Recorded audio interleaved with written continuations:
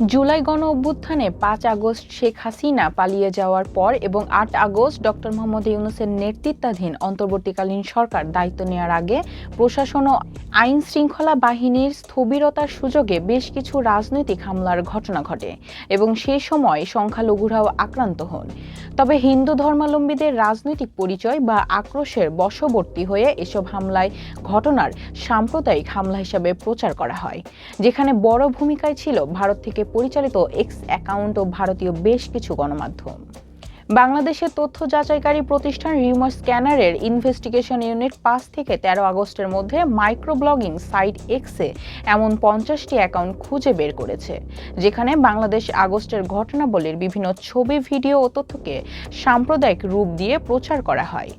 Rumour scanner ৪৯টি ভারতীয় গণমাধ্যমের তালিকা প্রকাশ করেছে, যারা ১২ আগস্ট থেকে ৫ ডিসেম্বরের মধ্যে বাংলাদেশ প্রসঙ্গে অন্তত ১৩টি ভুয়া খবর প্রচার করেছে।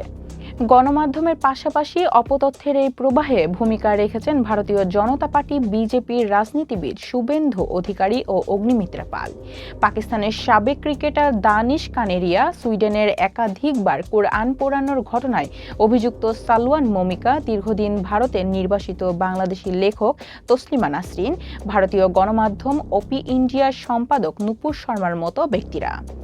আগস্টে যেসব অপতথ্য ছড়ানো হয়েছে তার মধ্যে ৫৯টি শনাক্ত করেছে রিউমার স্ক্যানার। এছাড়া সেপ্টেম্বরে ৪টি, অক্টোবরে ৭টি এবং নভেম্বরে ৩১টি অপতথ্য শনাক্ত করেছে যাচাইকারী প্রতিষ্ঠানটি। গতকাল ১০ ডিসেম্বর মঙ্গলবার পর্যন্ত ১৯টি সহ এই সময়কালে সর্বমোট ১২০টি অপতথ্য শনাক্ত করা হয়েছে। বুধবারের প্রতিবেদনে বলা হয়, ভুয়া ও অপতথ্য ছড়ানো অ্যাকাউন্টধারীর ৭২% ভারতে থাকেন।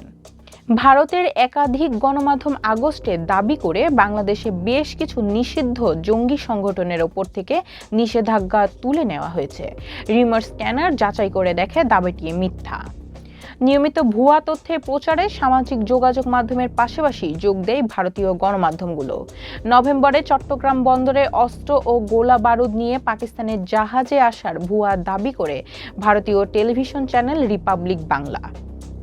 আওয়ামী লীগ সরকারের পতনের পর বাংলাদেশের বিরুদ্ধে ভুয়া খবর এবং সাম্প্রদায়িক প্রচারণার পদ্ধতিটি একটি স্বতন্ত্র প্যাটার্ন লক্ষ্য করেছে রিউমার স্ক্যানার, যার মধ্যে হিন্দু ধর্মাবলম্বীদের আক্রান্তের ঘটনাকে সাম্প্রদায়িক ঘটনার দাবি, রাজনৈতিক সহিংসতাকে সাম্প্রদায়িক আক্রমণ হিসেবে দেখানো, আক্রান্ত হওয়া মুসলিম বা তাদের সম্পত্তির ভিডিওকে হিন্দুদের ওপর হামলার ভিডিও হিসেবে প্রচার, জুলাই আগস্টের গণ অভ্যুত্থানকে একটি জঙ্গি বা ইসলামিক শাসনের উত্থান হিসাবে তুলে ধরার চেষ্টা, সংখ্যালঘু সম্প্রদায়ের সদস্যদের সংঘবদ্ধ ধর্ষণ ও হত্যার দাবি উল্লেখযোগ্য।